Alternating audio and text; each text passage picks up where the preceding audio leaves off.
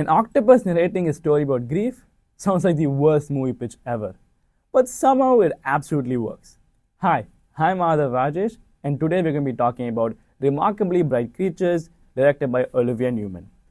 In an era where most movies are trying to be dark, ironic, or being out of the park spectacular, this movie chases after something much simpler. Just lost people trying to get their life back on track. The story unfolds in a small town aquarium narrated by Marcellus, a giant octopus nearing the end of his life. The octopus is voiced by Alfred Molina, who is also the same actor who plays Doc Ock in the Spider-Man series. Nice touch. Working in the same aquarium is Tova Sullivan, a cleaning lady, pushing near 70, and she's portrayed beautifully by Sally Field. She is quietly carrying the weight of her son's death, a death she believes she caused.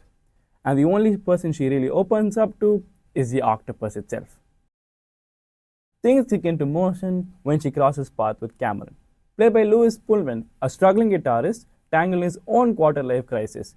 He's drifting into town, hoping to track down his long-lost father to get some cash out of him, shortly after his absent mother's passing. What follows is the story of two broken people accidentally healing each other. Yes, it's packed with multiple cliches, and yet somehow still managed to feel genuinely heartwarming. This is also the kind of film that your parents would probably love. It gave me the same warm, gentle vibe as movies like Up, Unbased Sivam, Mayergan, or A Man Called Otto, but it doesn't quite join that list yet. But it can be brought up into conversation. There are some genuinely interesting side characters here, but most of them don't get the spotlight they deserve. They show up to nudge the plot a bit forward and then they're just gone.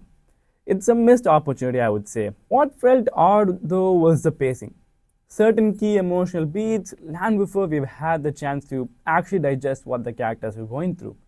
Information gets dropped in a slightly haphazard way, and a few crucial plot points don't get the room to breathe. If the film had given those moments the same patience and natural flow that it nails in the climax, this would generally be alongside the films I just mentioned before.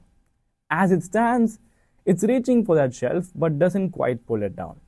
The music and the score, you probably won't even notice them, and I mean that as a compliment.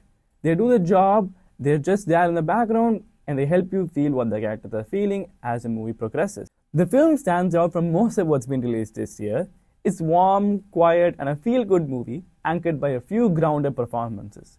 It isn't perfect, but it's absolutely worth a watch, especially if you're in a mood for something soft after a long week. That's my take. If you've already seen the movie, let me know in the comments what you thought. Did the pacing pull you away, or did it land just right for you?